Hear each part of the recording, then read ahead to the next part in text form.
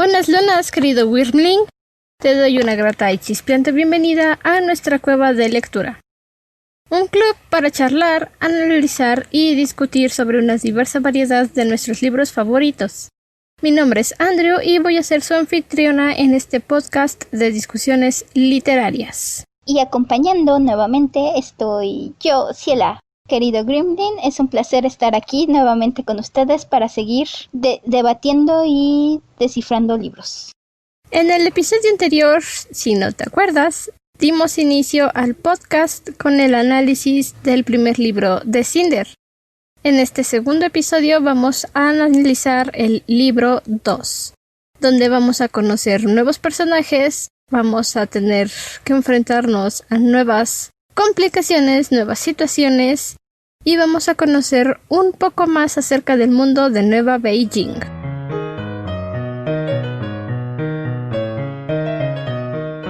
Libro 2. Por la noche, cuando estaba agotado de tanto trabajar, se llevaron su cama y tuvo que acostarse junto al fogón, sobre las cenizas. Hace unos momentos hablábamos del primer libro de Cinder, donde tuvimos una introducción a la ciudad de Nueva Beijing en la comunidad oriental, un país que se formó después de la Cuarta Guerra Mundial, que arrasó con una gran parte de los recursos naturales, pero también llevó al mundo a 126 años de paz. Conocimos a Cinder, que es nuestra protagonista. También fuimos introducidos al príncipe Kai, el futuro emperador de la comunidad oriental.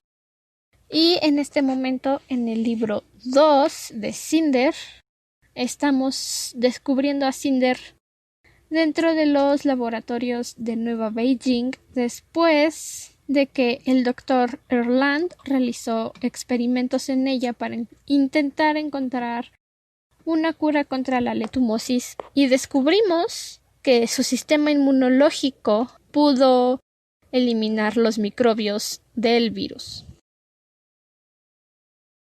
Entonces, ahorita estamos en los laboratorios del palacio.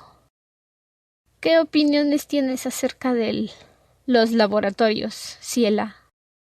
Hasta el momento todo lo que se relacionaba con la leishmaniasis en el primer libro eran mitos, historias, lo que medio se sabía. Aquí ya tenemos un contacto mucho más directo con toda la situación.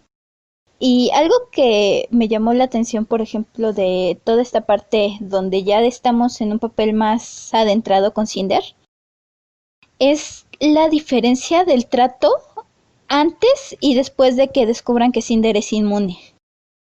Porque si nos vamos a cómo la tratan antes, tenemos un trato frío, un trato en el que medio le explican, en el que Cinder tiene miedo de que va a ver en punto real desde las pantallas cómo va a morir, a una recepción muchísimo más cálida, con más explicaciones, con un contacto más directo con el doctor en cuanto descubren que es inmune.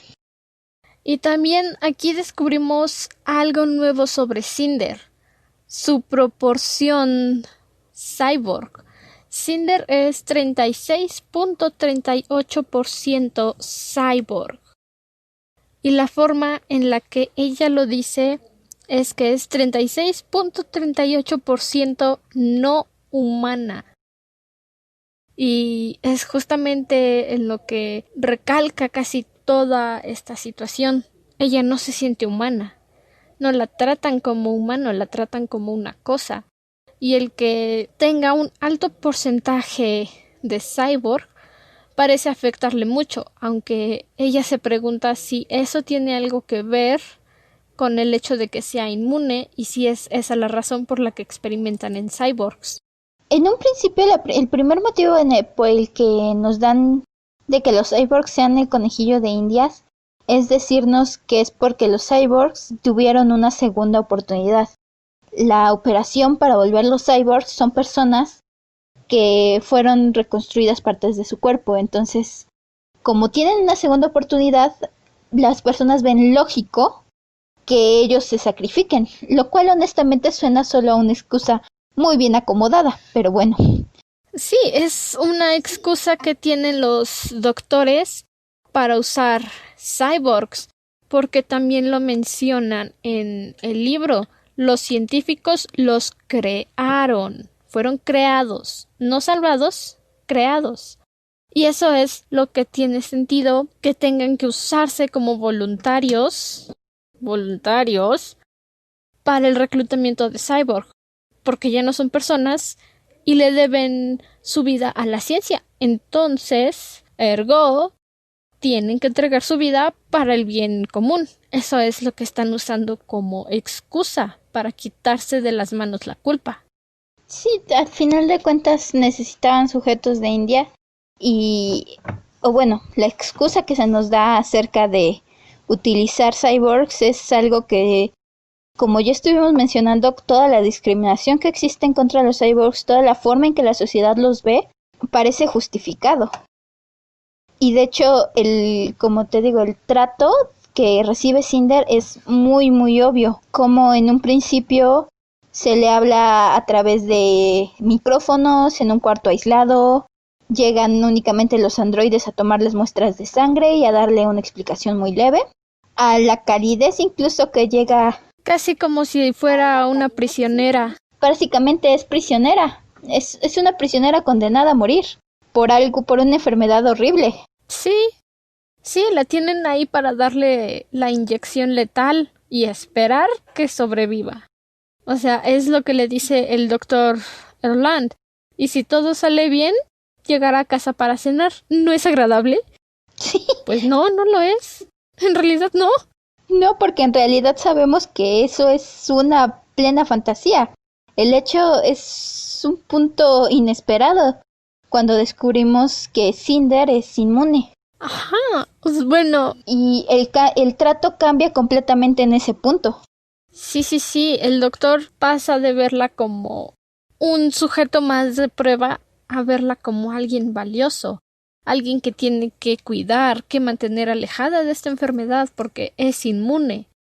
Y aunque todavía es un conejillo de Indias, ahora es uno valioso que no puede morir. Sigue siendo el trato de objeto, pero uno con valor. Ujú.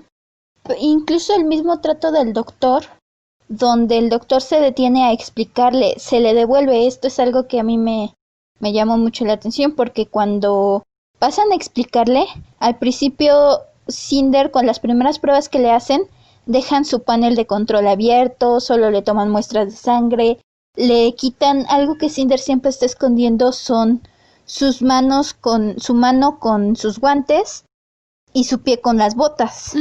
Se le devuelven estas pequeñas privilegios, estos pequeños partes que la hacen sentir más segura de sí misma cuando resulta ser valiosa. Sí, y no sé si te percataste cuando el doctor entra al laboratorio donde llevan a Cinder ahora que ya no es contagiosa, que ella pretendía golpearlo con su llave inglesa y de repente le pareció un hombrecito muy agradable. Un hombre vivaracho, anciano, que definitivamente no iba a hacerle daño. Sí, tenemos ahí un momento extraño de situación en el que, porque cuando se le devuelve todo, Cinder, y es algo que igual habla mucho de Cinder y que me encanta, busca la manera de huir. ¿Qué va a pasar? ¿Cómo voy a sobrevivir? Y en este punto no sabe ella que es inmune, no sabe qué está pasando, porque nadie se toma la molestia de decirle, oye, hay algo diferente contigo. Simplemente sabe que la acaban de pasar a otro lado. Ajá, y nada más le están picoteando el brazo por tercera vez o cuarta vez en el día, seguramente es la cuarta vez que le picotean el brazo en el mismo lugar para sacarle sangre y nadie le dice nada. Si a mí me picotean cuando me tienen que vacunar y lo odio, detesto las inyecciones. No quiero ni imaginarme cómo se siente el brazo de Cinder después de 4 inyecciones en el mismo lugar. 4. Y luego las 4 inyecciones prácticamente con la misma situación y el mismo propósito. O condenarla o saber si está enferma. Es la misma condena. O veo si tienes letumosis o te meto letumosis. No hay diferencia.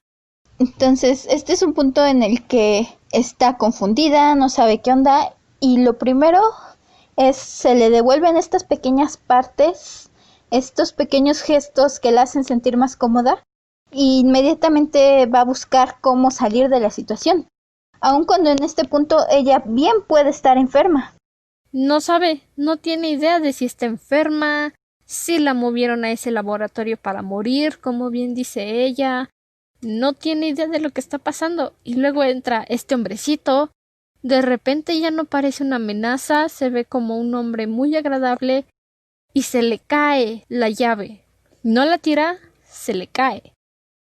Como si ya no la estuviera agarrando por alguna razón. Y en ese momento Cinder se siente más en peligro que nunca. Porque su detector de mentiras, su cerebro cyborg, que tiene una pantalla de red en el ojo, también tiene un detector de mentiras. Y puede descargar planos de donde quiera. Su cerebro es la Matrix. Básicamente. Y cuando se enciende su detector de mentiras, se siente en peligro otra vez. Este es un punto en el que, y que poco y después se va recalcando más conforme vamos avanzando en el libro, donde empezamos a ver cierto contraste contra lo que le dice el cerebro de máquina de Cinder, contra lo que le muestra, digamos, su parte humana. Porque también algo que averiguamos en este punto es que Cinder parte de, hasta el momento solo sabíamos que su pie y su mano eran cyborg. Aquí en el centro de investigación nos damos cuenta de que es algo muchísimo. Y sus ojos, porque no puede llorar. Ajá, sus ojos. Pero aquí nos damos cuenta qué tan arraigado está su mismo sistema nervioso, está conectado, está mezclado con cableado. Sus vértebras, su corazón. Una gran parte de Cinder y del funcionamiento de su mente está conectada con el hecho de que es un cyborg. Sí, y te dicen que tiene costillas artificiales, tiene costillas de acero y su corazón también tiene un recubrimiento de acero. O sea, la mitad de su corazón es metal y la otra mitad de su corazón es músculo, es órgano. Entonces no solo es una mano, una pierna y ojos. Es como si todo el sistema nervioso de Cinder fueran cables. Es tan grande su proporción cyborg que entiendo por qué no se siente humana. Porque en ese sentido, en ese nivel donde la carne y el metal están a un mismo nivel, aunque sea solo el 36%, realmente es difícil diferenciarte, difícil decir, bueno, es que soy humano o es que en realidad soy cyborg. Porque es una gran diferencia uno del otro y están muy similares en cuanto a proporciones. Y eso también explica por qué el cuerpo de Cinder no deja que se sobrecaliente, porque es demasiado sistema dentro de ella. Comparando contra el otro cyborg que conocemos, que me parece que es el único otro cyborg que no conocemos, que llegamos a ver, ¿Qué hemos visto? que es el hombre que decíamos que tenía un 6.4%, el pie, la prótesis en pie. Cinder, su mismo cuerpo está adaptado a ser parte máquina. Cinder es realmente un punto híbrido entre máquina y humano que aumenta, porque me parece que hasta este punto ni siquiera Cinder sabe qué tanto metal, qué tanta máquina hay en ella. No tenía idea de sus costillas y mucho menos tenía idea del corazón. Entonces por eso cuando el doctor Erland le muestra su holograma de su cuerpo, de cómo está fabricado su cuerpo, ella misma se sorprende y dice, wow, sabía que tenía metal, pero no tenía idea de que fuera tanto metal. Y creo que en ese momento fue como si una pequeña parte de su esperanza de ser completamente humano se desvaneciera. Parece que parte del viaje y del crecimiento que tiene que hacer Cinder es aceptar todas estas partes metálicas de ella, que son parte de ella, pero que no le gusta pensar. Y aquí nos damos cuenta de que esto es parte, e incluso puede ser que es lo que le esté dando una ventaja, una inmunidad, aun cuando no tenemos más detalles en este preciso momento. No, es la misma suposición que le da al doctor Erland. ¿Tiene mi proporción cyborg algo que ver con el hecho de que sea inmune? Y el doctor le dice tal vez sí, tal vez no. No lo sabremos, tengo que hacer un análisis de su sangre para poder responderle esas preguntas. Y es en este momento cuando el doctor empieza a mostrarse como un verdadero humano y empieza a referirse a Cinder como un verdadero humano, porque está preocupado por ella. Sí, y de hecho aquí podemos ver un cambio que es donde realmente a mí es donde me empezó a agradar el doctor, porque podemos ver un cambio de 180 grados en su trato con Cinder, donde pasa de ser distante, frío, e incluso puede considerarse, como decíamos, un viejo verde que le gustan las cyborgs jóvenes. Vemos un lado un poco más paternal, alguien dispuesto a explicar, a resolver sus dudas, firme, porque en todo momento queda claro que el estatus de Cinder depende de qué tan bien coopere, e incluso cierta complicidad con ella, cierto respeto a mantener aquello que Cinder no quiere que otros sepan, oculto por ella. Sí, y aquí aparece una de mis partes favoritas de todo el libro 2, que es cuando el doctor empieza a comportarse como un niño al que le acaban de regalar su primer juguete. Está viendo todos los análisis de Cinder, todo su esquema y dice, oh, mire nada más, tiene una pantalla, una computadora brillante en su cabeza, es impresionante. ¡Oh! ¿Sabía usted que no puede llorar? ¡Wow! Y sus ojos parecen casi reales. ¡Oh! Alguien puso mucho empeño en ellos. ¡Oh! Y mire, su aparato reproductor está intacto. Tiene usted mucha suerte. Y entonces ya no es ese viejito verde, es un niño con arrugas, que está muy emocionado por averiguar cómo funciona su nuevo robot. Y Cinder responde, sí, wow, bueno, si encuentra a alguien que crea que un cableado extravagante es atractivo, me lo avisa. Y aquí podemos ver claro la diferencia de perspectivas. Y debo decir, he visto mucha gente emocionarse de esa forma por la última computadora, el último celular, de mira ese dispositivo, mira esos gráficos. Y es básicamente la emoción que vemos en el doctor.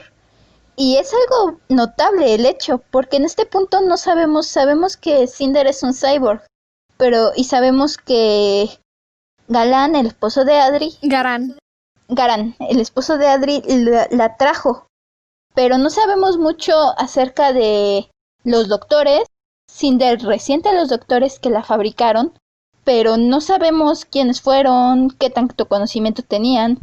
Y este es un punto donde descubrimos que Cinder es básicamente una obra de arte. Es una obra maestra que alguien recogió en Europa. Ni siquiera sabemos de qué parte de Europa.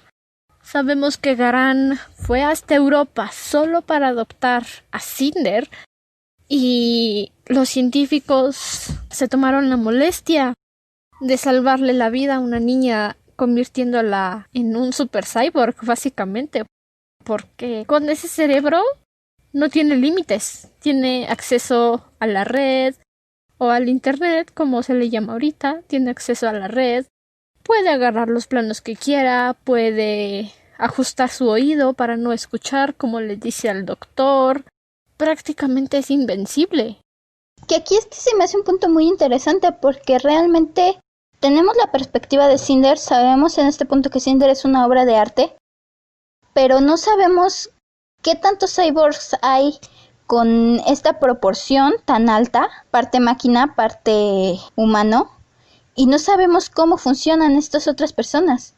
No sabemos si es factible que existan otros cyborgs con conexión a la red, por ejemplo, que a mí no se me hace una idea tan disparatada o tan alejada. Si ya tenemos todos los humanos con acceso a las pantallas portátiles, que es como un equivalente a nuestros celulares, y en este caso que los cyborgs lo traigan integrado, al principio se me hizo una idea muy lógica, pero al darnos cuenta que realmente no es tan común encontrar las proporciones de Cinder, nos hace pensar qué tan comunes todas estas adaptaciones que Cinder tiene. Y sobre todo, ¿quién las paga? Porque Cinder era una niña. y sus padres murieron en el choque del deslizador que le cobró la mano y la pierna.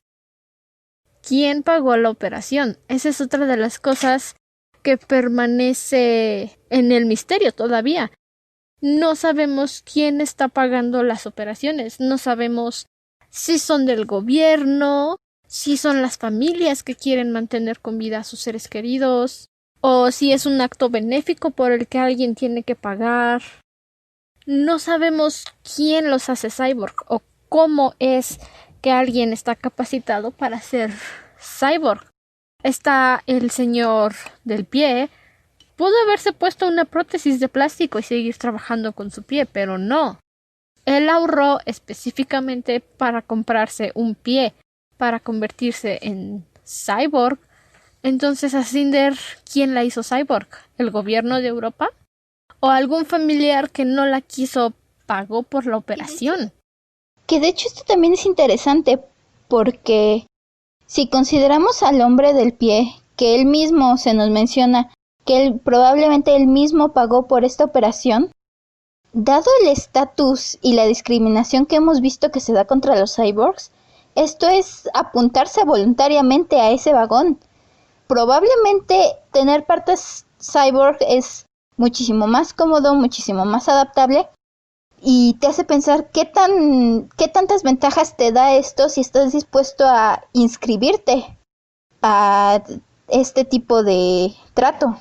¿Qué tanto necesitas esa extremidad, esa operación, si conoces cuáles son los derechos de cyborg, si sabes cuál es el trato, si sabes que te conviertes en un objeto, en la propiedad de alguien más? Es realmente interesante la fuerza de voluntad que necesitaría una persona para someterse a esa operación sabiendo cómo los tratan. Y por el lado contrario tenemos a Cinder, que menciona muchísimas veces que esto es algo que ella jamás pidió, es algo que ella no quería, o al menos no recuerda nada de antes de ser un cyborg. Y es algo que si en este momento le presentaran la oportunidad, probablemente ella rechazaría, porque es un punto de ella misma que no le agrada, que le da... Diría que no. Exacto. Entonces Cinder es alguien que ha pasado su vida como cyborg porque realmente no recuerda nada antes de este punto, antes de convertirse en lo que ahora es, y que ha sufrido desde su familia, ni siquiera puede decir que tiene una gran familia que la apoye con todo y que es un cyborg. Ella tiene un androide, que es Ico, que es su mejor amiga, y una hermana. El resto del mundo parece estar en su contra o ni siquiera le presta atención. O ni siquiera se voltean a verla justamente porque es cyborg. Todo su mundo se resume a Ico y Peony. Y justo en este instante solo le queda Ico. Ico y las esperanzas de que se encuentre una cura para la leutomosis. Que son esperanzas vagas, porque a este punto sabemos que la leutomosis es básicamente una sentencia de muerte. Sí, no se conocen sobrevivientes de la leutomosis. Y justo después de este encuentro de Cinder con el doctor, tenemos un vistazo muy rápido de Kai visitando a su padre. Bueno, no visitando, corriendo a través de los pasillos del castillo hacia la habitación donde su padre está en cuarentena, porque acaba de morir. Kai llega corriendo en pijama, no sé tú, pero yo me lo imagino con una pijama de dragoncitos. ¿Sabes? Todo despeinado y su pijama de dragón. Ok, yo me lo imaginé con algo más principesco, pero... ¿Cómo lo imaginaste? No sé, una pijama azul, clarita, así como de esas súper finas. No, yo me lo imaginé con una pijama de dragoncitos, corriendo a través del palacio. Para que llegue a la habitación donde está su padre, el emperador Raikan, y el androide médico ya cubrió su rostro con la sábana blanca. Larga vida al emperador. Larga vida al emperador. Aquí hay algo que a mí igual me saltó mucho, y es el hecho de que ¿Cómo podemos comparar? Porque más adelante en este mismo libro es donde conocemos la zona de cuarentena donde llevan a Peony, que como estuvimos comentando es un lugar deprimente, horrible, Un terreno baldío. donde la gente llega a morirse una muerte fría y solitaria. ¿Y cómo podemos compararlo con la situación del emperador? Y es lo mismo que le dice Thorin, el consejero real del emperador, ahora consejero real del futuro emperador Kai. Le dice, usted tuvo la fortuna de ver a su padre. Las personas normales no tienen ese lujo. Y entonces Kai se siente mal porque llegó tarde. Y te pones a pensar, ¿no habría sido mejor que se llevaran al emperador a una habitación en cuarentena fuera del palacio, donde su hijo no pudiera verlo en ese estado? Porque, bueno, tú y yo ya sabemos cómo es esa sensación de angustia, de tener a alguien que amas y que lentamente está desvaneciéndose. En este punto yo creo que más que... O sea, Ajá. leo eso y a mí me angustia ser Kai. Creo que aquí más que un consuelo para Kai, es un consuelo y es una situación para el emperador.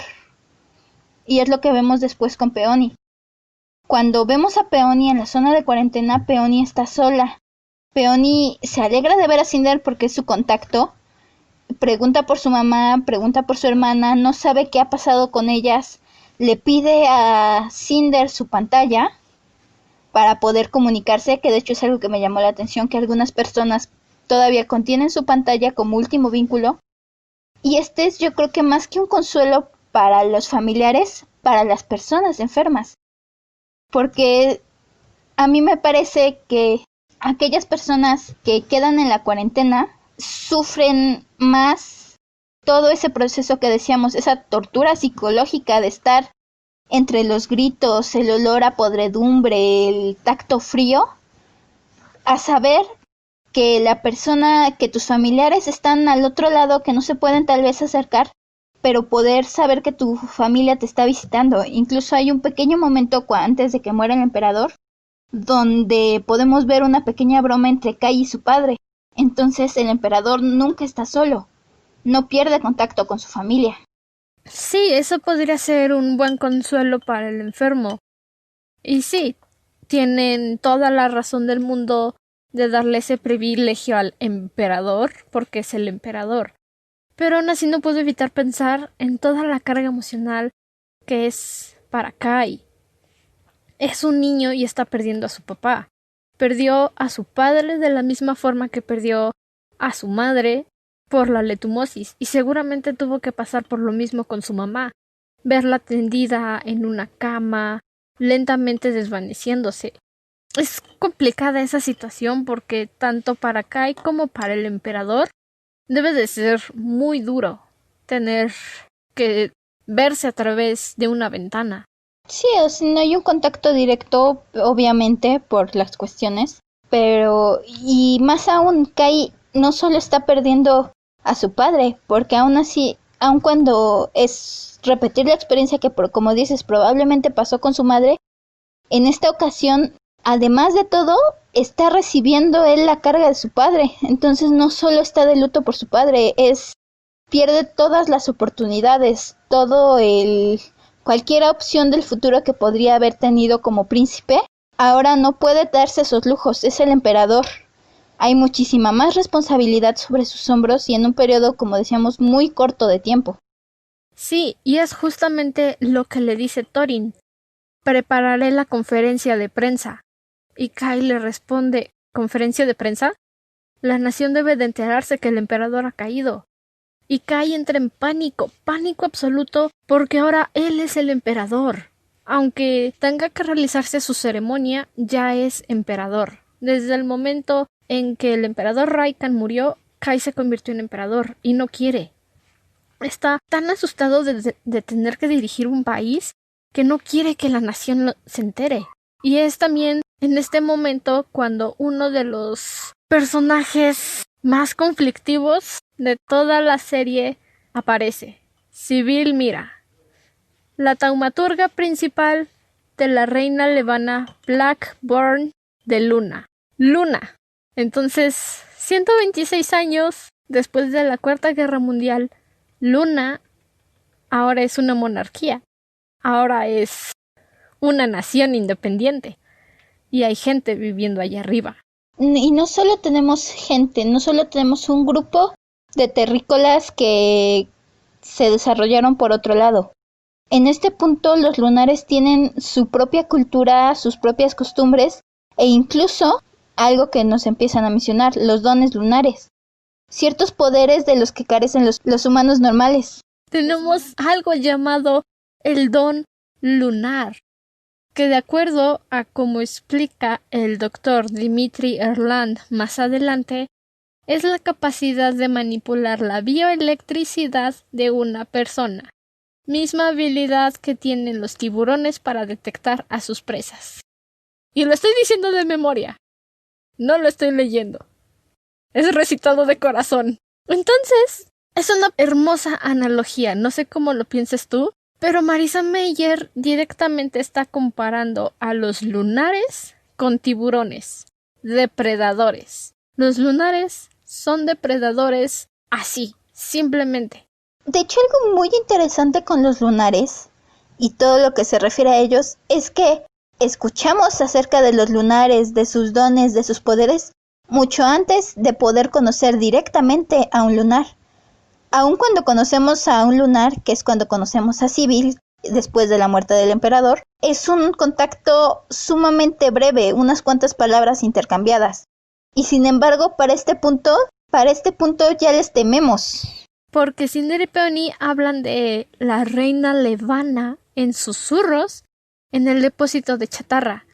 Porque dice el rumor que aunque estés a miles de kilómetros de distancia, aunque la reina levana esté en Luna, ella sabe exactamente cuándo alguien habla de ella y dónde. Entonces, tenemos una advertencia de los lunares, de que son una raza, una sociedad avariciosa, es lo que nos dan a entender, que pueden espiarte en cualquier momento, y la mínima mención de lunares debe hacerse en secreto, porque nunca sabes cuando alguien te está espiando. Algo muy interesante es, tenemos el don lunar, que le permite a los lunares manipular aquello que vemos, aquello que sentimos. Y al mismo tiempo, todo lo que sabemos de los lunares son palabras, no tenemos hechos. Todos los lunares tienen una analogía con ser etéreos, son algo inalcanzable y algo muy ajeno. Les tememos. Todo lo que sabemos de lunares son los rumores que se escuchan de una época en la que Luna y la Unión Terrestre estaban en armonía, lo que significa que ahora Luna es una nación enemiga. Y te lleva a pensar, ¿qué hace una taumaturga lunar en el Palacio de la Comunidad Oriental? ¿Qué es lo que está planeando Luna hacer? Pues tenemos igual menciones de que ha habido muchas pláticas de paz por mucho tiempo. Y aquí vuelven a entrar. Los lunares han estado rechazando las propuestas de paz. Ellos dictan los términos y es algo que se ve a lo largo del libro con los lunares. Lo que es un lunar dice es lo que se hace, lo que Levana dice es lo que tiene que pasar. No pregunta, exige. Y es lo mismo que dice Kai, cuidadito y nos salimos de las exigencias de su majestad, porque entonces Levana va a desatar una guerra contra la Unión Terrestre. Y lo dice Kai, no hemos tenido guerra en 126 años. ¿Qué va a hacer un planeta pacífico contra Levana, que lleva amenazando guerra durante 15 años? O sea, que no solo han estado luchando contra la letumosis todo este tiempo. La comunidad oriental tiene el peso más grande de todos. Están tratando de contener a Levana. Y aquí volvemos a la carga que cae sobre Kai, porque nos damos cuenta en este punto que realmente no es solo su país el que está dependiendo de sus decisiones como emperador. hasta cierto punto, si Kai comete el error, puede traer guerra a toda la Tierra, una guerra que parecen destinados a perder. Todo el planeta. Y de verdad es aterrador la forma en la que Kai y Thorin hablan del asunto. Si Luna declara la guerra, la Unión Terrestre va a perder. Así, fríamente, vamos a perder. Y eso te pone a pensar qué tipo de armamento, qué milicia tiene Luna para que la Unión Terrestre esté destinada a perder sin siquiera intentarlo. Desde la misma taumaturga, que de hecho esta es una palabra que yo no conocía y que busqué y encontré que la definición era una persona que tiene el poder para hacer milagros o actos prodigiosos. ¿Y qué tanto habla? Desde este punto nos da a entender cómo es la cultura en Luna. Este es uno de las personas más importantes en Luna. Es alguien que puede manipular a la gente y no solo con palabras, puede hacer literalmente que ellos vean, sientan lo que quieren. ¿Qué puede hacer un ejército de personas así? Sí, toda la razón. Y Kai también lo dice. ¿Cómo podemos luchar contra alguien que con el simple pensamiento puede detenernos? O sea, no tenemos la capacidad. Y los taumaturgos tienen tanto poder, solamente Sybil Mira es la taumaturga principal de la reina Levana. Todavía no sabemos cómo funciona la corte lunar, no sabemos cómo funciona el país, la nación, pero sabemos que los taumaturgos, o al menos Sybil, tiene el poder suficiente para hablar en nombre de la reina. No sé tú, pero ni siquiera he visto que los funcionarios de la reina Isabel tengan tanto poder. Honestamente, en este caso, yo cuando empezó a surgir el personaje de Sybil, no le presté tanta atención. A mí se me figuró más como una espía dentro de la corte, alguien puesta para poner los ojos en los movimientos de la comunidad asiática, que realmente aquí poco a poco nos van mostrando el nivel de peligro que se tiene. E incluso la manera en que ésta habla y en que ésta sabe.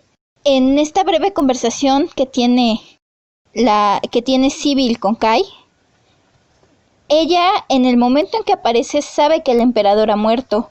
Ya tiene listo los preparativos para que la reina Levana llegue a la tierra, lo cual es una situación aterradora. Es evidente que tienen espías que saben qué está pasando en el palacio y ni siquiera se toman un momento para intentar disimularlo. Son directos.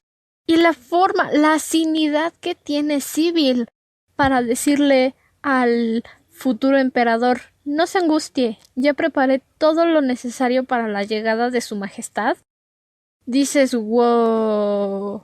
Primero, no es tu país, no es tu casa, no es tu lugar, pero ya está manipulando los hilos que tiene al alcance, todo lo que tiene frente a ella para hacerse cargo, y Kai ni siquiera puede hacer nada por impedir la llegada de Levana, no puede decirle que no, porque entonces ella lo va a tomar como un acto de guerra. Tienen a Kai a cañón de pistola y no puede hacer nada, y ni siquiera lo han amenazado. Y creo que ese también es uno de los puntos más aterradores, porque todo lo que nos dicen de los lunares, que es de hecho un punto interesante, porque cuando hablamos de los lunares normalmente tenemos se dice, se rumorea, se escucha. Han dicho. Siempre son suposiciones, jamás hechos. Y creo que eso tiene mucho enfoque contra de que los lunares se enfocan mucho en ilusiones. Te hacen ver lo que ellos quieren.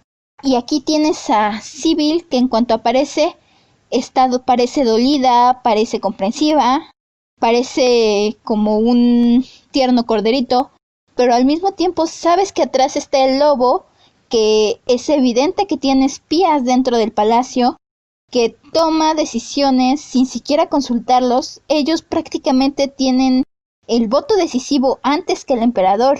Pareciera que la del poder y la reina ya es Levana, aun cuando Kai es el gobernante.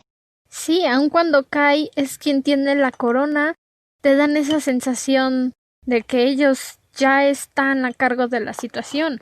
No hay nada que puedas hacer al respecto, no hay nada que puedas hacer para evitarlo, porque los lunares ya están posicionados. Sybil tiene espías en el palacio. No sabemos quiénes, no sabemos cómo. Tiene espías. Sybil ya está preparando la llegada de Levana. No sabemos qué necesita, no sabemos por qué está llegando justo ahora, pero está llegando. Y Kai menciona algo muy importante que más adelante nos aclara el doctor Erland. Tienen que quitar los espejos del palacio. No puede haber superficies reflejantes en el palacio de Nueva Beijing. Y más adelante el doctor Erland nos explica que los espejos muestran la verdad. Una analogía a la reina malvada de Blancanieves. Y resulta que no pueden controlar propiamente los lunares. El encanto no les afecta a ellos. Por lo tanto, si se ven en un espejo, se revela la verdad, se revela la mentira. Y es por eso que Levana jamás aparece en televisión, bueno, no en televisión, en propaganda de la red, sin su velo blanco. Siempre que se muestra en televisión, siempre que se muestra, Levana está usando un velo blanco, porque su encanto no puede pasar por las pantallas.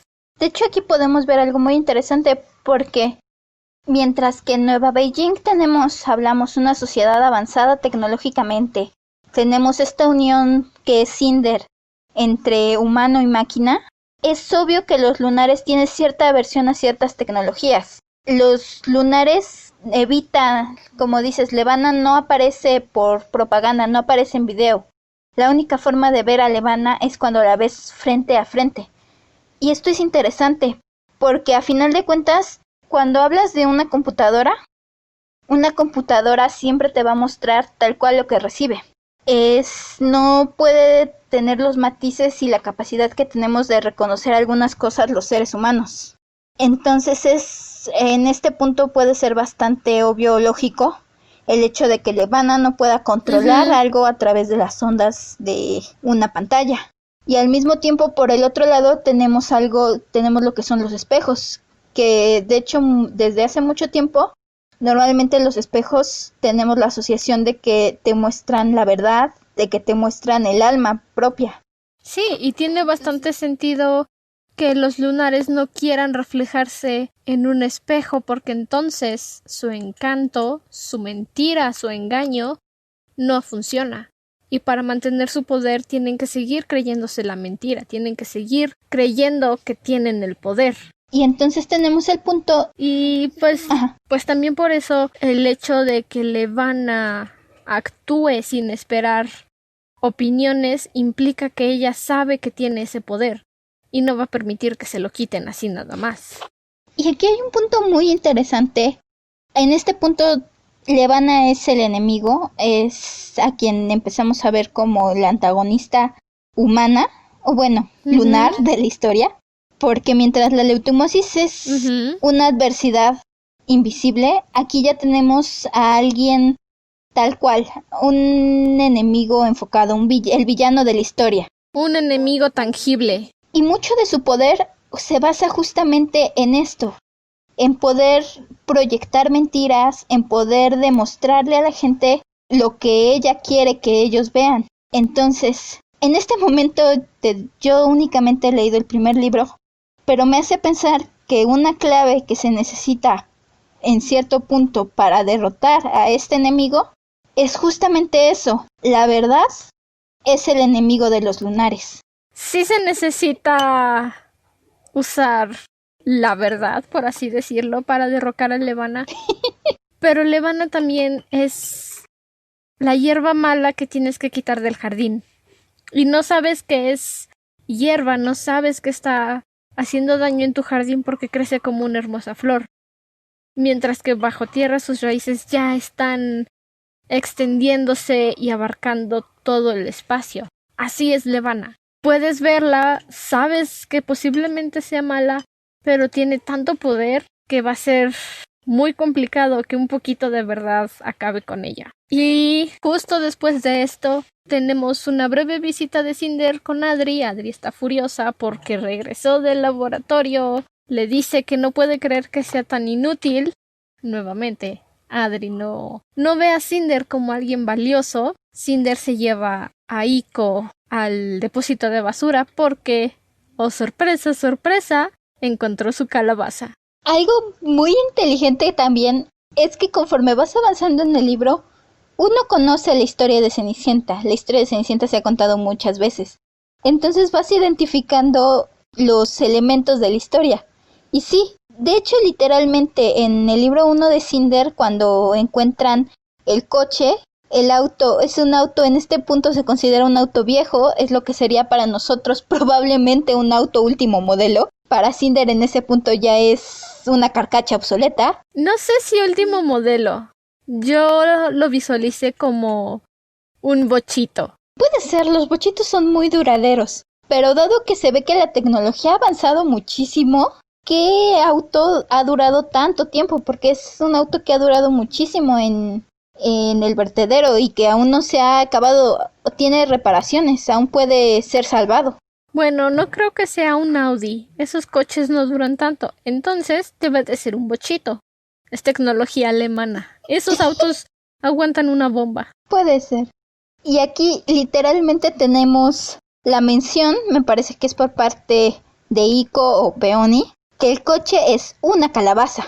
Es una calabaza podrida. Y aquí Cinder no necesita una hada madrina que llegue a convertir su calabaza en carruaje. Ella es su hada madrina. Ella simplemente se va a encargar de ponerle ruedas a su calabaza. Ya que hizo un acuerdo con el doctor Dimitri para ser un voluntario, ahora sí, voluntario, para las pruebas del antídoto contra la letumosis, le van a pagar. Le van a pagar y su dinero no va a terminar en la cuenta de identidad de Adri. Va a ser de Cinder nada más. Y con su nuevo dinero va a arreglar su calabaza para escapar. Y se va a ir a Europa para averiguar de dónde viene. Y le cuenta a Iko de que no le cuenta que es inmune, pero le cuenta de lo que sucedió. Le cuenta que la dejaron volver, que le van a pagar. E Iko está muy emocionada porque va a volver a tener a Cinder. Ya se estaba haciendo la idea de que Adri la va a desmantelar y la va a vender por partes. Iko ya estaba lista para desaparecer. Y eso me hizo llorar. Mucho. Sí, desde un principio sabemos que Iko está ahí porque Cinder la defiende. Y de hecho Iko es incluso un arma para Adri en cierto punto. Porque una de las formas en que Adri controla a Cinder es amenazando a Iko. Y eso se ve desde nuestro primer encuentro con Adri. Entonces, en este punto, sin Cinder, Iko pierde valor para Adri, que incluso se ve no tiene el suficiente conocimiento tecnológico como para saber cuánto valen las cosas o qué puede sacar de ello. No, es como si no supiera absolutamente nada de lo que sucede a su alrededor. No sabe cómo funciona la sociedad. Y eso te hace preguntarte qué tanto dependía Adri de Garan. No tanto, creo que se puede saber cómo funciona la sociedad, porque de hecho incluso en una de las primeras vistas de Adri está pensando en casar a sus hijas. Cuando vemos por primera vez a Adri, a Pearl, a Peony, les están probando los vestidos para el baile. Y el comentario que hace con respecto a Pearl es que no necesita que baile, necesita que encuentre marido. Esto, si lo sumas a las múltiples menciones que hace Adri acerca de que su familia tiene problemas económicos, nos da a entender que sabe que en cierto punto va a necesitar alguien o algo que las mantenga. Y te da mucho la idea de cómo funciona para ella el mundo. Está usando a sus hijas como trampolín para convertirse en una vieja lagartona. Adri, de hecho, se me hace un personaje interesante.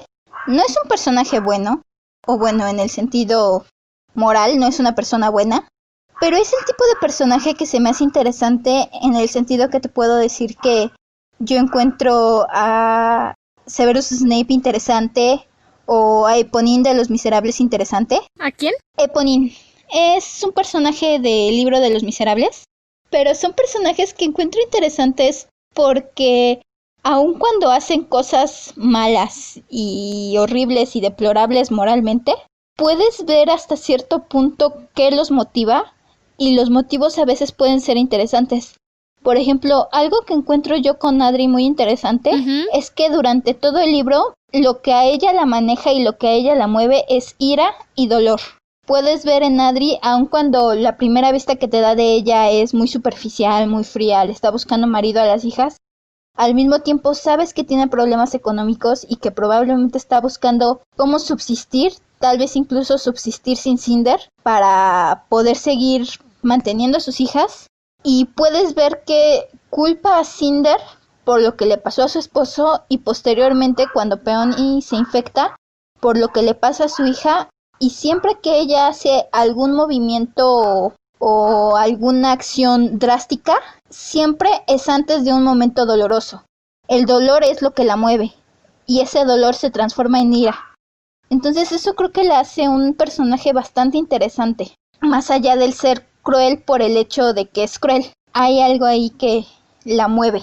A mí me parece más interesante tu forma de ver a Adri, porque para mí siempre ha sido la madrastra mala, ambiciosa, que solamente ve para ella y sus hijas. No le importa lo que le ocurra a los demás. Es algo que quiero tocar en Adri, pero eso es hasta Scarlet, me parece que es en el libro 2 o 3 de Scarlet, donde hay algo en particular que quiero tocar de Adri. Pero por lo que vemos de ella ahorita, es una mamá que se preocupa por sus hijas, un poco más parecida a la madrastra que vimos en el último live action de Cenicienta que hicieron de Disney, cuando le cuenta a Cenicienta la historia de por qué se casó con su padre, que es solamente por sus hijas. Así es como yo veo a Adri Lin, una mujer que solamente se preocupa por sus hijas. Lo único que le importan son sus hijas y nadie más. Y si les está buscando marido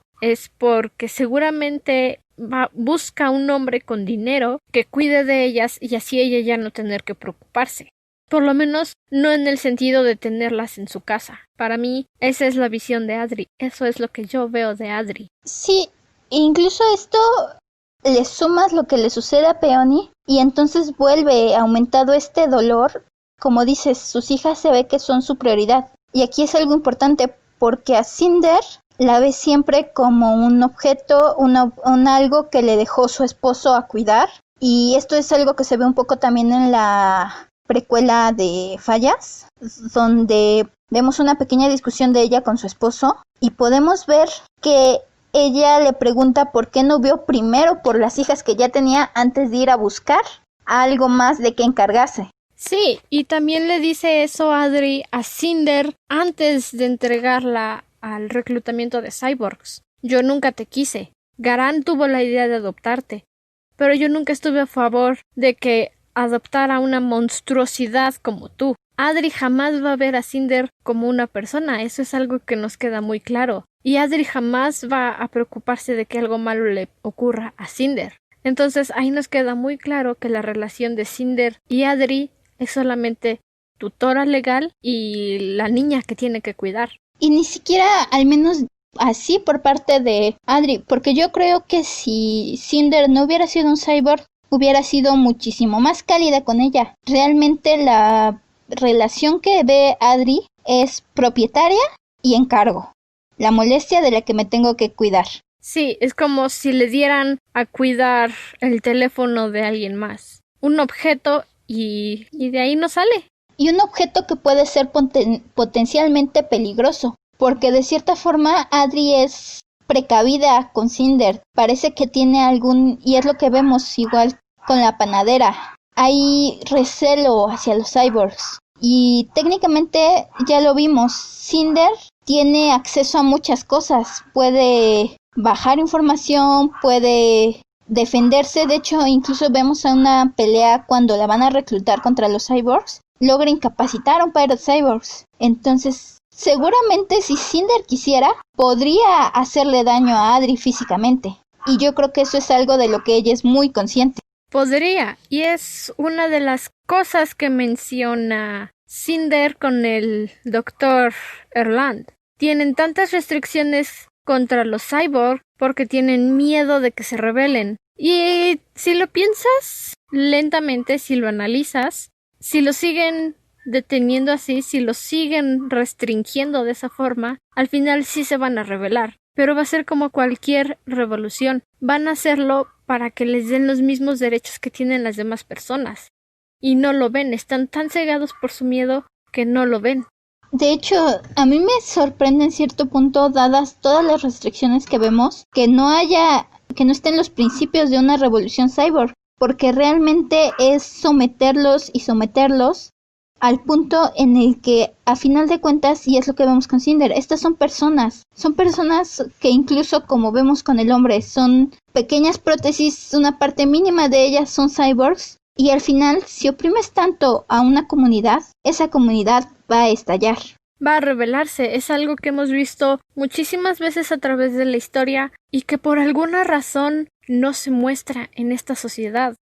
Es como si las 3 guerras mundiales que pasaron no existieran, como si ya no se enseñara de ello, porque siempre hacen énfasis a la cuarta, pero ¿qué hay de las otras 3? O sea, ¿qué aprendieron de esas 3 que están olvidando? Es como si algo hubiera sucedido ahí que simplemente ¡fup!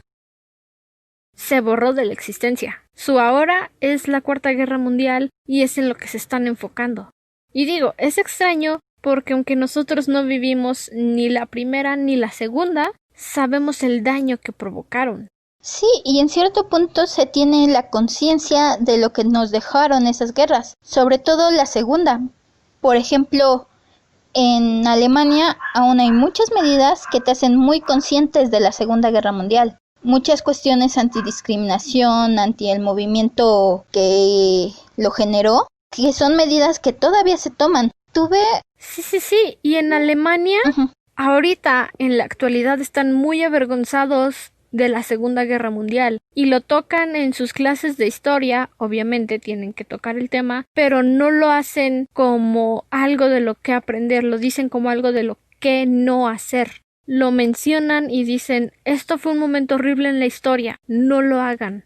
De hecho, tuve algún profesor que me mencionó que en una clase, en alguna ocasión que fue a Alemania, platicó con alguien que le dijo que cuando a ellos les enseñaron de la Segunda Guerra Mundial, les dijeron no lo olvides, porque el mundo jamás nos va a dejar olvidarlo. Y es cierto, es algo de lo que ahora todos, aun cuando ya nuestras generaciones, ya pasó mucho tiempo, ya tenemos más bien la historia del abuelo del que pasó ahí, o cosas así, somos conscientes de las atrocidades que se cometieron y nos dejaron una lección acerca de la humanidad y acerca de lo que se puede hacer si no estamos conscientes de los peligros.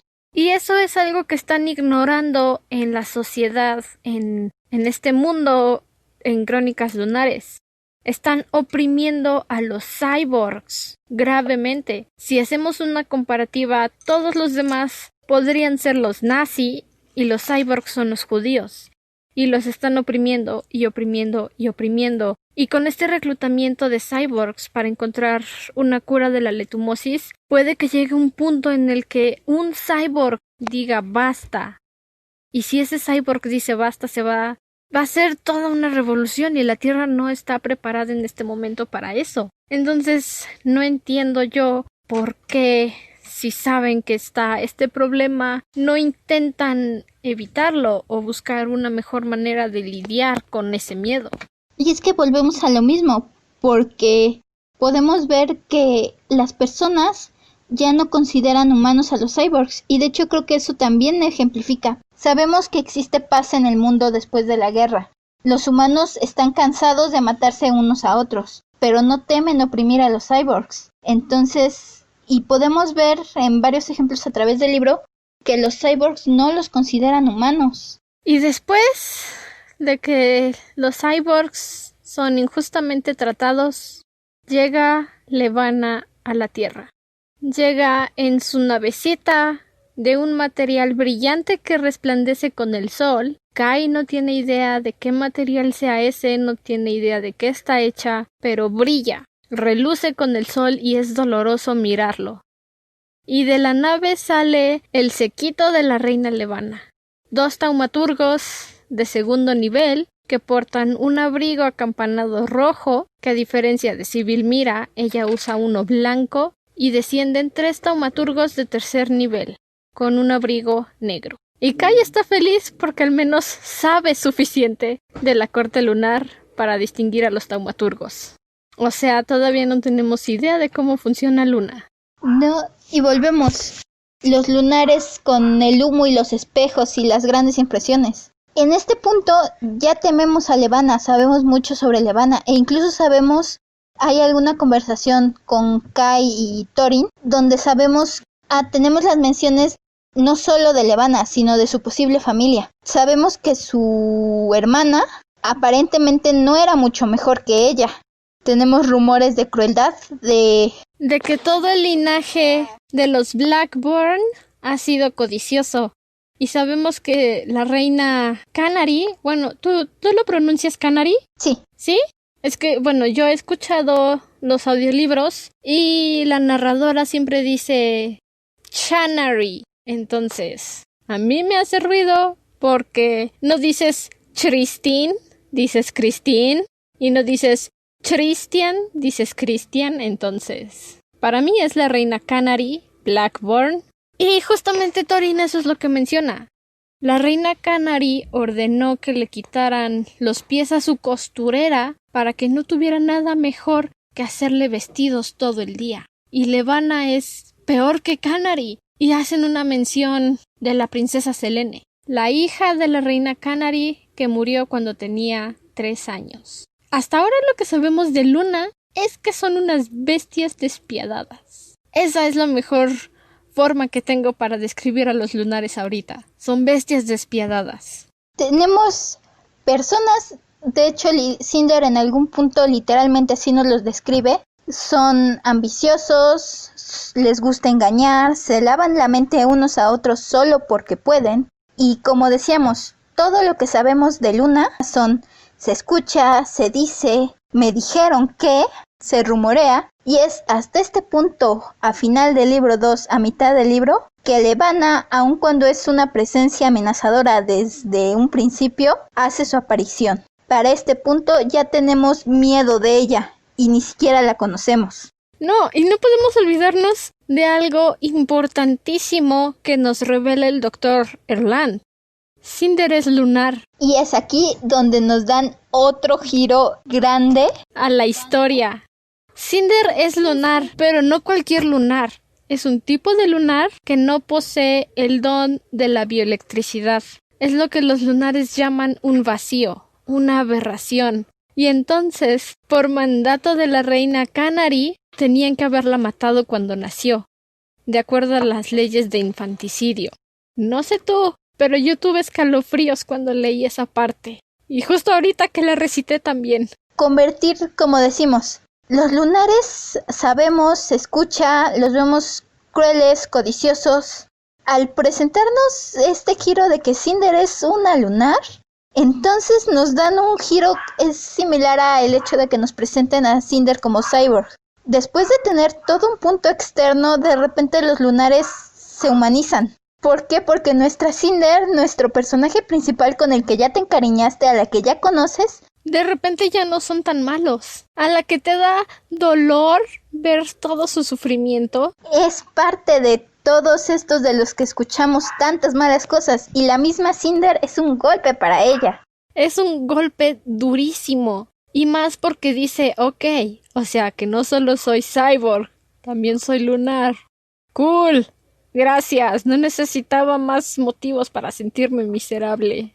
En efecto, de por sí Cinder se siente externa por su condición de cyborg. Es algo que desde un principio sabemos que Cinder se siente diferente. Y esta es una piedra más dentro de ese saco. Cinder misma lo dice. Habría sido suficiente ser cyborg o ser lunar. Pero ser una cyborg y una lunar. Y de nuevo, sabemos que no hay cyborgs en Luna. Porque no hay una compatibilidad con el asunto cerebro-máquina. Porque hay conflictos con su bioelectricidad. Y con esta capacidad para controlarlo. Entonces por eso los lunares no tienen cyborg, y por eso están tan en contra de ese tipo de tecnología. E incluso Hay algo muy interesante que también el doctor Erland nos hace mención, y es el por qué está este infanticidio de los niños vacíos. Nos dice algo que creo que es muy revelador. Porque no pueden ser controlados. Exacto. Nos dice que no quieren a alguien que no puedan controlar. Porque los vacíos, si bien carecen del don lunar para poder controlar la bioelectricidad, también son inmunes a los efectos. Ok, entonces Cinder es lunar, vacía, y también descubrimos que el doctor es lunar. Otro punto, cuando Cinder va a ver a Peony, nos damos cuenta de que están cuando una persona muere, porque dentro de la zona de cuarentena volvemos a encontrarnos con este primer vistazo que tuvimos a la fiebre azul, que es Sacha, la panadera, donde le encontramos dentro de la zona de cuarentena, la encontramos muriendo y encontramos que en cuanto muere le quitan estos chips de identificación, que es, decíamos, todo lo que le permite moverse a una persona dentro de esta sociedad. Todo lo que los convierte en individuos. Y se los quitan y Cinder pregunta por qué haces eso. Y el el androide responde, estoy programado para seguir órdenes. Ah, chido. No me responde nada, pero ok, gracias. Algo más que me surgió fue, entonces, ¿qué debe de pasar con todos los cuerpos de las personas? Probablemente todos los que mueran de la enfermedad, sus familias ni siquiera tienen un cuerpo que llorar. Es factible que ni siquiera puedan identificar quiénes son porque están quitando esta parte que les permite saber quiénes eran. Más adelante se habla de esto, pero en este momento mi suposición es que creman los cuerpos, igual que están haciendo ahorita con las víctimas del COVID-19, creman a las víctimas y a las familias les entregan una urna con los restos de su familiar. Y entonces ellos ya deciden si dejarlo en su casa o tal vez ir a enterrarlos, no lo sé, es lo que estoy suponiendo en este momento. Porque algo tienen que hacer con esos cuerpos, no pueden simplemente arrumbarlos por ahí, sería un gran problema y entonces tendrían otra situación con la cual lidiar aparte de la letumosis. Peste negra 2.0. Efectivamente. Y luego tenemos esta conversación con el doctor acerca de los lunares en la Tierra, que estos chips de identificación que se roban son vendidos en el mercado negro, es ilegal. Para darles a estos lunares que escapan de Luna, tenemos las primeras noticias de que aun cuando sabemos que los lunares son peligrosos, en Luna hay opresión, que tiene sentido dado toda la personalidad y todo lo que sabemos de la realeza, y que la gente está intentando escapar y haciendo una vida aquí en la Tierra. Pero no se van a ciudades grandes, no. Se van a África, donde se dieron los primeros casos de letumosis. Y dice el doctor Erland que viven desapercibidos. Se van a pueblitos donde no llamen la atención porque es donde están a salvo. Y Cinder entonces cae en cuenta de que hay lunares en la Tierra, no solo los políticos que estaban de visita en el palacio, hay lunares en el mundo. Y se siente aterrada de la idea, a pesar de que ahora sabe que ella misma es lunar. Y este es un punto donde, de nuevo, después de tanto presentarnos a los lunares como peligrosos, como aterradores, nos presentan una perspectiva humana donde ya tenemos personajes con los que nos hemos encariñado que son lunares y realmente no vemos esos rasgos aterradores que nos describen de los lunares. Entonces eso te hace pensar, ¿serán solo los lunares que viven, por así decirlo, en el Palacio de Luna o en la ciudad que rodea el Palacio de Luna, estos seres despiadados que hemos escuchado en los rumores? ¿Será que solo la zona privilegiada de Luna se comporta así? Porque si hay ciudadanos de Luna que escapan porque no pueden con el régimen de Levana, entonces no todos son monstruos, tiene que haber gente buena. Y aquí también hay otro punto. Tenemos la terrible fiebre azul, el terrible monstruo, que resulta, según nos explica el doctor Erland, trajeron los lunares a la Tierra. Lunares vacíos que no sabían que eran portadores de la enfermedad.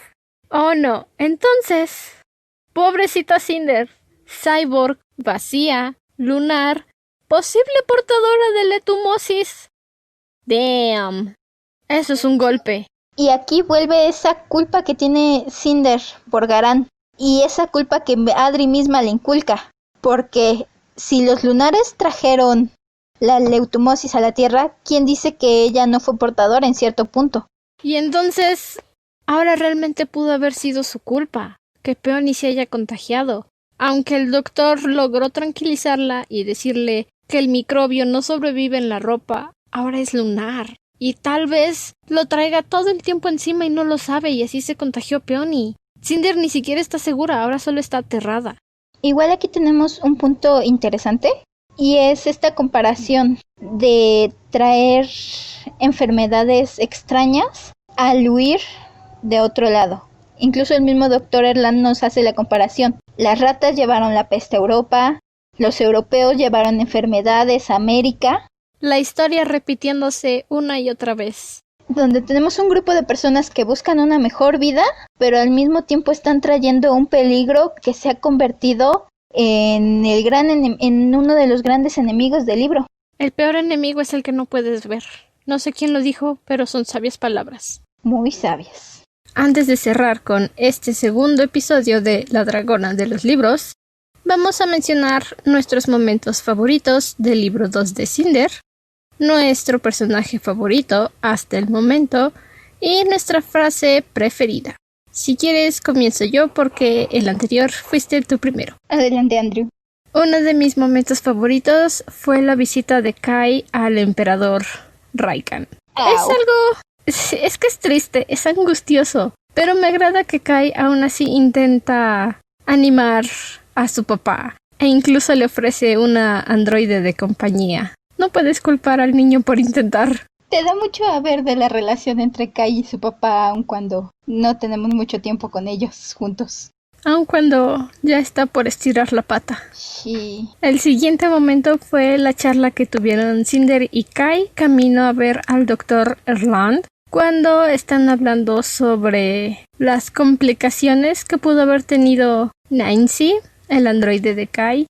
Y al final Cinder se entera que el emperador murió y se siente súper incómoda. Súper incómoda. Porque ni siquiera le preguntó si estaba bien. Eso duele. El siguiente momento fue cuando nos enteramos que Cinder es lunar. Válgame. El doctor lo suelta tan repentinamente. Le dice, sí, es usted lunar, señorita Lynn. ¿No pudiste haberme dado un poco de espacio para razonar? No tenías que aventármelo así nada más. De hecho, te tiran el plot twist de la nada y te quedas así de ¿qué? Te cambian un montón de perspectiva en solo un momento. Todo cambió en ese momento. Lo siguiente que me gustó fue la llegada de la reina Levana a la comunidad oriental. No me agrada Levana, desde un momento se los digo. Me encanta como villano. Es un villano muy bien hecho. Es un buen personaje. No me agrada. Pero me encantó el teatro que hace para presentarse ante el príncipe regente, el futuro emperador de la comunidad oriental. Lo único que le faltó fue un musical. Las trompetas entrando frente a ella para anunciar su llegada. Sí, la fanfarria real. Y luego uno empieza a cantar como en Shrek. ¿Cuál? Nada, como en Shrek cuando hacen las fanfarrias y uno se emociona y sigue tocando. Sí, se sigue con su show personal. Exacto. Y por último, me encantó cuando Adri le grita a Cinder que es una inútil, que no puede creer, que no sirve para nada, y Cinder se defiende y le dice, yo no pedí nada de lo que sucedió, no planeé que nada de esto pasara y no es mi culpa si no puedo ayudarles a salvar a Peony, al menos yo lo intenté. Es un momento tan fuerte, tan poderoso de Cinder y tan hermoso. Sí, creo que vemos a Cinder siendo sarcástica muchas veces, pero ese es de los puntos donde de verdad se defiende en contra de lo que es el trato que le da a Adri y la familia. Sí. ¿Cuáles fueron tus momentos preferidos del libro 2 de Cinder? Creo que coincido con varios de los tuyos, de hecho. Jejeje. Bueno, el primero es cuando el virus comienza a desaparecer, que está el doctor viendo y comparándolo, comparando el virus en tiempo real, creo que con libélulas. Oh, sí, cuando dice, Y de repente dice, una se fue. acaba de desaparecer una pequeña luciérnaga verde. Exacto. Ese momento para empezar, ya dijimos, cuando se entra a Cinder de que es lunar te mueven todo, pero ese es un momento donde te quedas así de ¿qué? Espera, ¿qué? Y creo que es el primer momento del libro donde me hizo detenerme, regresar un poco y volver a leer porque no me la acababa de creer. A mí también. Luego, el siguiente, creo que coincido contigo, es toda la discusión que tiene con Adri cuando regresa del laboratorio, que es un momento, como tú dices, muy fuerte para Cinder. No sé, me emocionó mucho ese momento y creo que me gusta mucho cuando Cinder demuestra fuerza. Ya en el capítulo pasado te comenté que me gusta cómo se defiende contra los androides. Y esa pelea contra Adri muestra mucho de cómo se sienten al respecto ambas. Sí, es fabuloso ese momento. Otro momento es igual la plática que tiene con Kai en el ascensor. Es tan natural como poco a poco se van sintiendo más en confianza, como todavía tiene el cliente mecánica y el emperador súbdito, pero al mismo tiempo empiezas a ver una conexión entre los dos y es una conexión muy natural. Entonces ese momento la verdad me encanta. Cuando visita a Peony en la zona de cuarentena, se me hizo un momento triste, pero al mismo tiempo te da una perspectiva de cómo es para las personas ya que están enfermas. Y igual la llegada de Levana creo que es un punto excelente de cierre de este libro y creo que mi momento favorito de todo el libro 2. Te da toda la presencia y la fuerza de que ya llegaron los lunares. Oh. Sí, esa impotencia que sientes cuando Levana baja de la nave protegida por su séquito de taumaturgos. Tanto poder en tan poquitas personas y la falta de posibilidades que tienen en la comunidad oriental para defenderse. Incluso le dicen, no es una nave muy grande, es una nave pequeña, pero es una nave pequeña que puede traer mucho caos. Sí, mucho poder en tan pequeño espacio. Y es algo que todo el libro viene amenazando y que vas temiendo. Y este es el primer momento, la mitad del libro y es la primera vez que vemos a Levana, pero ya le tenemos miedo, entonces creo que es de todo lo que es Levana, toda la producción que ha sido es como su momento cúspide hasta el punto. Sí, como decíamos, su producción, su teatro que monta ella sola. Exacto. ¿Cuál fue tu frase favorita? Creo que mi frase favorita de este libro 2 no es algo que diga un personaje, es una descripción cuando muere el rey y Kai hace se hace esta descripción de cómo se siente Kai. Todo se había perdido rápidamente, le había sido arrebatado, no solo su padre, no solo el emperador, su juventud, su libertad. Creo que fue mi frase favorita del libro 2 porque es todo lo que implica para Kai. Es muy simbólica y es todo lo que implica tanto como futuro emperador, como joven, como todas estas capas que nos han planteado y todas estas responsabilidades que tiene Kai, se encapsulan perfectamente en esa pequeña frase. Todo lo que implica la muerte del emperador para él. No es únicamente a un nivel personal, sino también es a un nivel de responsabilidades, de puesto, de muchas cosas. Y bien lo dice Kai, enumera toda la forma en que esto le pega. ¿Y la tuya? ¿Cuál fue? Mi frase favorita fue una broma entre Cinder y el Dr. Erland. Cuando el doctor le pregunta a Cinder si ha tenido problemas para mantener recuerdos después del accidente en el deslizador que cobró su pierna y su mano. Y Cinder le dice, no sé, de hecho, no recuerdo nada antes de la cirugía. ¿La operación cibernética? No, la de cambio de sexo. Adoro a Cinder. Me enamoré de Cinder completamente en ese momento. En esa broma yo dije, sí, de aquí soy. Ella es de las mías. Y más vale que no le pase nada malo a mi preciosa cyborg. Es muy, muy buena. Todo te lo manejan con tanta seriedad y de repente Cinder te suelta eso. Exacto. Lo suelta tan fluido, tan ligero. No te esperabas que dijera algo así. Me encanta ese lado sarcástico de Cinder, debo decir. Es fabuloso. Hasta ahora, ¿Peony sigue siendo tu favorita o hay alguien más?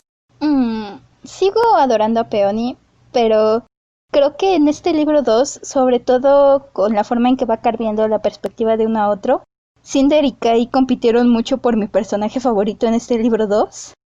Al final yo diría que fue Kai, más que nada por todo este punto donde las responsabilidades que está cargando, las esperanzas que tiene de poder manejar todo y de poder salvarse de todo lo que se le está implicando que planea ser la reina lunar, que aún está buscando defenderse, es un chico, es sarcástico, hace rabietas a su modo, pero al mismo tiempo sigue siendo responsable y sigue sabiendo que sea como sea, tiene una responsabilidad y tiene un deber mucho más importante con su gente y con hasta eso con toda la tierra. Entonces lo compitieron mucho, debo decir, pero creo que Kai se ganó mi personaje favorito en este libro 2. ¡Yay! El mío es con Thorin, el consejero real del emperador. No hemos tenido muchas interacciones con Thorin, pero de las pocas que hemos podido ver, es definitivamente mi personaje favorito hasta el momento. La actitud que tomó con Kai tras la muerte del emperador te hace sentir que en realidad Kai tiene razón. No estás listo para ser emperador y tienes toda la razón de no estar listo, Kai. Apenas eres un niño, eres un bebé. No te preocupes. Pero Thorin toma esa responsabilidad y ni siquiera le exige a Kai que acepte su cargo como emperador inmediatamente. Le dice, voy a preparar la conferencia. El país necesita saberlo. Kai se asusta, obviamente, no quiere que todos sepan que su padre murió, pero Thorin tiene razón, el país necesita saberlo. Y el hecho de que esté ahí junto a Kai para guiarlo en este momento tan difícil para él. Creo que Thorin es... Thorin, por favor que nada malo te pase. Respetos para Thorin, de hecho. Normalmente el consejero es el aguafiestas, el gruñón, o incluso el que hace complots por detrás de todo. Pero la verdad es que, bueno, cruzo los dedos para que nada así pase en este caso. Pero mis respetos para Thorin. Thorin debería de llevarse la corona, al menos hasta que Kai esté moralmente preparado y su corazón esté listo para tomar el trono. Querido Wyrmling, esto es todo por el día de hoy en nuestra cueva de lectura. Quédate seguro y mantente cómodo. Recuerda que puedes encontrarnos en Instagram en @dragona_de libros o directamente como la dragona de los libros. Nos veremos en el siguiente episodio. Hasta la próxima luna. Adiós. Sigan leyendo.